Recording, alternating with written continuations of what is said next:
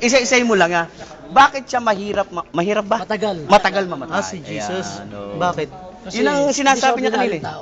Kasi hindi siya ordinaryo talaga. Kasi yung sa iba, inoobserbahan pati siya nung nagpaparusa sa kanya. Dahil nung kapanahonan nila, si Jesus ay balitang-balita na hari ng mga Hudyo.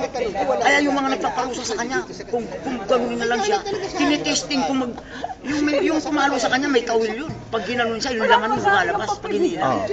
Kaya nung pinapalo siya, hindi niya, sinusubukan nila kung gaano katindi yung tao na yun. Nakita naman nila kaya nung pinakunan nila, yung obserbasyon nila, parang inoobserbahan din nila eh. Matagal mamatay talaga. Oo, yung anti-ano nila, parang pagparusa nila napakabigat kasi alam nilang hari ng mga Hudyo. Sinusubukan pati nila ang pagkahari. Buti walang agimat si Lord, no? Hindi, pero kaya nga ganun ang ano ko sa Panginoon, talagang kahit anong parusa sa kanya matagal siya kasi makapangyarihan talaga siya.